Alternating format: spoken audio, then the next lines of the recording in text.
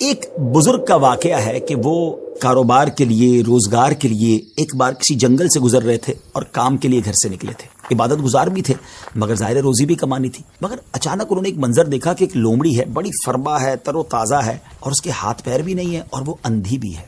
اب حیران ہو گئے کہ اس کے پاس تو نہ ہاتھ پیر ہیں، نہ آنکھیں ہیں، نہ دیکھ سکتی ہے، نہ چل پھر سکتی ہے، تو یہ کھاتی کیسے؟ اس کے کھانے کا انتظام کیسے ہوتا ہوگا؟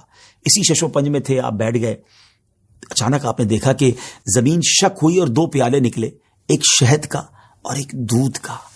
مگر آپ پھر سوچنے لگے کہ یہ پیالے تک پہنچے گی کیسے؟ اب کیا ہوا کہ تھوڑی دیر بعد انہوں نے دیکھا کہ قریب پہاڑ سے ایک سفید چہرے والے نورانی بزرگ وہ اوپر سے تشریف لائے اور اپنے ہاتھوں سے لومڑی کو یہ دونوں پیالے پلائے. پھر پیالے زمین کے اندر چلے گئے اور وہ بزرگ واپس جانے لگے. تو یہ جو عبادت گزار شخص تھے، بزرگ تھے، یہ دوڑے اور جا کر ان کا دامن تھام لیا کہ حضور آپ تعارف تو کروائیں، آپ کون ہیں اور آپ کیوں یہ آئے تھے اس لومڑی کو یہ کھانا کھلانے؟ تو انہوں نے کہا کہ میں اللہ کے فرشتوں میں سے ایک فرشتہ ہوں اور میری ایک ڈیوٹی ہے کہ میں صبح و شام یہاں پر آؤں اور اس لومڑی کو اپنے ہاتھوں سے جو غذا ہے وہ کھلاؤں. ان بزرگ کی تو جس کو کہنا کہ طبیعت ہی چینج ہو گئی کہ جو رب اس لومڑی کو اس حالت میں بھی روزانہ رزق دے سکتا ہے تو وہ تو مجھے بھی رزق دے گا. مجھے کیا ضرورت ہے کام کاج کے لیے تکلیف اٹھانے کی؟ آپ جنگل میں چلے گئے اور اللہ کی عبادت مصروف ہو گئے. کئی دن عبادت کی، 7 دن ہو گئے مگر کچھ کھانے کو نہ ملا.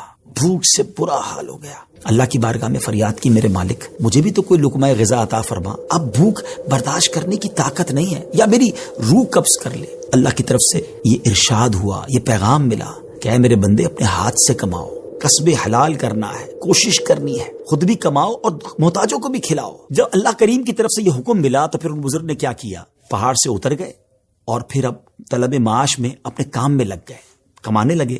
آدھا خود کھاتے، آدھا محتاجوں میں تقسیم کرتے. اس واقعے سے سیکھنے کو یہ ملا کہ یہ دنیا عالم اسباب ہے.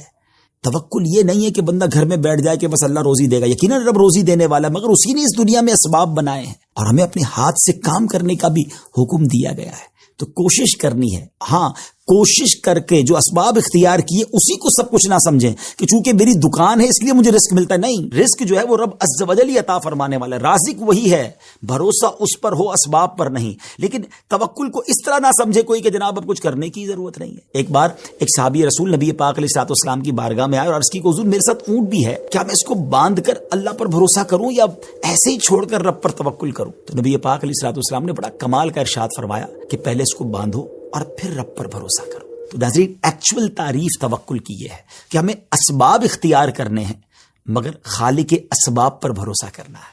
تو امید ہے کہ بہت ساری باتیں سمجھ آ گئی ہوگی. وہ رب سب کو رزق دیتا ہے، وہ ہمیں بھی دے گا. اللہ کی قدرت پر یقین رکھیں، اس پر بھروسہ رکھیں اور اس کی بارگاہ میں دعا کرتے رہیں. حرام کے قریب نہ جائیے. ایک ملک تھا، اس میں ایک بڑا نرالا کمپٹیشن ہوا، امیزنگ، حیرت ناک. بادشاہ تو بادشاہ ہوتے ہیں، مرضی جو ان کی کریں. بادشاہ نے اعلان کر دیا جناب پورے ملک میں چیک کرو سب سے بڑا بے وقوف کون ہے، اس کو تحفہ دینا ہے. عقل مندوں کے مقابلے تو سنے تھے، بے وقوف کا مقابلہ. چلے جناب، شروع ہو گئے مقابلے.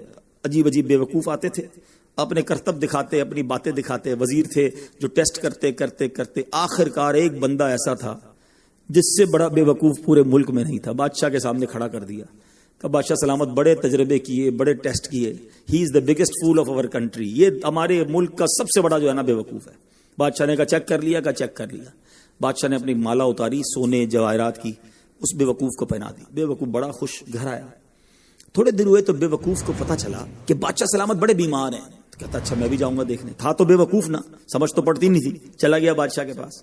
کہ بادشاہ سلامت کیا حال ہے آپ کے؟ سنائیے. سنا بڑے بیمار ہو گئے ہیں. بادشاہ بہت زیادہ بیمار تھا، آخری لمحات تھے. کہتا ہے بس اب تو اس جہان کو چھوڑ کر جا رہا ہوں. بیوقوف کہتا ہے بادشاہ کو اچھا آپ کہیں اور جا رہے ہیں؟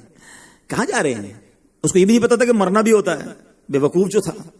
تو بادشاہ کہتا ہے میں اس دنیا کو چھوڑ کے دوسری دنیا میں جا رہا ہوں. اچھا تو بادشاہ سلامت یہ بتائیے کہ ادھر میں دیکھتا ہوں آپ کا بہت بڑا محل ہے، بیوٹیفل بیڈ رومز ہیں، شاندار مکان ہے، جدھر جا رہے ادھر مکان بنا لیا آپ نے؟ تو بادشاہ کہتا نہیں ادھر تو میں نے جھوپڑی بھی نہیں بنائی ہے. اچھا بادشاہ سلامت میں دیکھتا ہوں آپ کے پاس بہت پیسے ہیں، بڑا مال ہے، آپ تو بانٹتے بھی سونا ہی ہیں، سونے کے جواہرات کے ڈھیر لگے ہوئے ہیں آپ کے پاس، جدھر جا رہے ادھر پیسے بھجوا دی نہیں بھجوائے؟ بادشاہ کہتا ہے میں نے تو وہاں پوٹی کوڑی بھی نہیں بھجوائی ہے. اچھا بادشاہ صاحب میں دیکھ رہا ہوں آپ کے آس پاس بڑے خادم خادمائیں، کنیز غلام ہیں، ہر طرف آپ کے خدمت گار ہیں، جدھر جا رہے ہیں ادھر کچھ غلام کنیز خادمہ بھجوائے نہیں بھجوائے؟ بادشاہ کہتا ادھر تو کوئی خادم نہیں ہوگا. اس بے وقوف نے بڑی کمال کا کام کیا. اس نے وہ مالا اتاری اور بادشاہ کے گلے میں پہنا دی. کہا حضور پھر مجھ سے بڑے بے وقوف تو آپ ہوئے نا. آپ کو پتا ہے آپ کہیں اور جا رہے ہیں, آپ کو پتا ہے اس دنیا سے آپ کسی اور دنیا میں جا رہے ہیں, نہ گھر بنایا, نہ پیسے بھجوائے, نہ خادم بھجوائے, کرو گے کیا ادھر؟ بظاہر تو یہ حکایت ہے, مگر سچ بتاؤ یہ کتنی بڑی چوٹ ہے. ادھر سے تو جانا ہی ہے نا, تھوڑے ہی دن رہ گئے ہیں. ہمیں نہیں پتا کہ آج کا دن اور آج کی رات بھی زندہ رہیں گے کہ نہیں, لیکن جیسے ہی آنکھیں بند ہوئی, جیسے ہی سانسیں ختم ہوئی, ادھر کیا ہے میرے پاس؟ ادھر تو گھر میرا نہیں, پرایا ترکا. کیا کہتے ہیں, میت نے پیچھے کیا چھوڑا. جیسے ہی میری اور آپ کی آنکھیں بند ہوں گی نا, حساب کتاب شروع ہو جائے گا. یہ بیٹے کو کتنا ملے گا, بیٹی کو کتنا ملے گا, بیوی کو کتنا, جناب رشتہ دار سارے حساب کتاب لے کے بیٹھ جائیں گے. میرا کچھ بھی نہیں بچنا. بلکہ کتابوں میں لکھا کہ جب انسان مرتا ہے نا, قبر میں جاتا ہے, تو گھر والے کہتے ہیں میت نے پیچھے کیا چھوڑا, فرشتے کہتے ہیں میت نے آگے کیا بھیجا ہے. بتاؤ نا کیا بھیجا ہے ادھر گھر ریڈی ہے کہ نہیں؟ ادھر کچھ پیسے, ادھر کوئی ڈپازٹ, جو اللہ فرما رہا ہے اپنا خزانہ میرے پاس جمع کروا, میں تجھے لوٹاؤں گا, میں نے جمع کروایا کہ نہیں؟ یہ سوچنے والی بات ہے. یہ سب ادھر رہ جائے گا. کتنا کھا لوں گا میں, کتنا پہن لوں گا, جو بڑا ہوا وہ ادھر ہی رہ جانا ہے. ادھر بھیج دوں کیونکہ وہاں اکیلا ہوں گا, میرے اعمال تولے جائیں گے, اور مجھے پتا ہے گناہ ہی گناہ ہے, خطائیں خطائیں ہیں. مارا جاؤں گا, پکڑا جاؤں گا, اگر اللہ صدقہ قبول کر لے, کچھ نیکیاں ایسی کر جاؤں جو آخرت کے اکاؤنٹ میں جمع ہو جائیں. بات ہے ایک جنگل کی, اور وہاں ایک کوا رہتا تھا. آپ جانتے ہیں نا, کوے کا رنگ بڑا کالا سیاہ ہوتا ہے, مگر وہ بڑا خوش تھا, بہت انجوائے کر رہا تھا لائف کو. طرح طرح کے کھانے کھاتا, اور رات ہوتی تو کسی بھی خوشبودار درخت پر جا کر رات بسر کرتا, انجوائے کر رہا تھا اپنی لائف کو. اچانک اس کی نظر ایک سفید کبوتر پر پڑی. وہ سوچنے لگا کہ میں کالا اور یہ سفید, یہ کتنا خوبصورت ہے, کتنا اچھا لگ رہا ہے, مجھ سے زیادہ خوش تو یہ ہوگا. اب اسی خیال میں وہ پریشان رہنے لگا, اور اسے رات کو نیند بھی نہ آئے. ایک دن وہ کبوتر کے پاس پہنچا اور کہا کہ تم کتنے خوش نصیب ہو, تمہارا رنگ سفید ہے اور میں تو کالا ہوں, تم سے زیادہ خوش تو کوئی نہیں ہوگا. کبوتر نے کہا پہلے میں بھی یہی سمجھتا تھا, لیکن جب میں نے طوطے کو دیکھا تو میں حیران ہو گیا کہ طوطے کے تو دو رنگ ہیں, میرے پاس تو ایک ہی رنگ تھا. طوطا زیادہ خوش نصیب ہے, وہ زیادہ خوش ہے, وہ زیادہ لائف کو انجوائے کر رہا ہے. اب کوا کبوتر کو چھوڑ کر طوطے کے پاس پہنچ گیا. کہا طوطے تم تو زیادہ انجوائے کرتے ہوگے, کتنے خوش ہوگے کہ تمہارے پاس تو دو رنگ ہیں جسم پر, تمہاری باڈی بہت خوبصورت لگتی ہوگی. تو طوطا کہتا ہے کہ پہلے تو میں لائف کو بڑا انجوائے کرتا تھا کہ واقعی میں بڑا رنگ برنگی ہوں, مگر جب میں نے مور کو دیکھا نا, تو مور تو کئی سارے رنگ لیے ہوئے ہیں, اتنا خوبصورت ہے کہ اس کو دیکھ کر مجھے لگا کہ میں تو کچھ بھی نہیں ہوں. اب کوا اڑتے اڑتے پہنچ گیا مور کے پاس. مور چڑیا گھر کے ایک پنجرے میں موجود تھا. پہلے تو وہ انتظار کرتا رہا کیونکہ بہت سارے لوگ مور کو دیکھنے آئے تھے. جب سارے لوگ دیکھ کر چلے گئے تو کوا مور کے پاس گیا کہ اے مور, ذرا یہ تو بتاؤ تم کتنے خوش ہو, کتنے رنگ ہیں تمہارے پاس, تم کتنے خوبصورت ہو. مور کہتا ہے پہلے تو میں یہی سمجھتا تھا کہ ہاں میں بہت خوبصورت ہوں, مگر پھر میں نے غور کیا کہ اسی خوبصورتی کی وجہ سے تو چڑیا گھر میں قید ہو گیا ہوں. روزانہ ہزاروں لوگ مجھے دیکھنے آتے ہیں مگر میں آزاد نہیں ہوں. اور پھر میں نے بڑا غور کیا کہ وہ کون سا پرندہ ہے جو چڑیا گھر میں قید نہیں ہے. تو مجھے سمجھ آئی کہ کوا ہی ایک پرندہ ایسا ہے جو چڑیا گھر میں قید نہیں ہوتا, اس کو کوئی قید نہیں کرتا.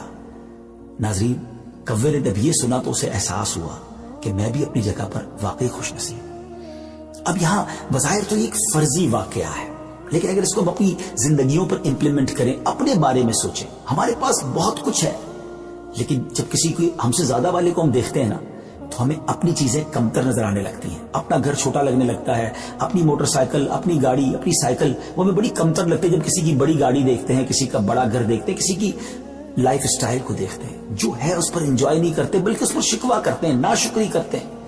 اس طرح زندگی نہیں گزرے گی. اگر آپ ہمیشہ اپنے سے آگے والوں کو دیکھتے رہیں گے تو پریشان ہی رہیں گے.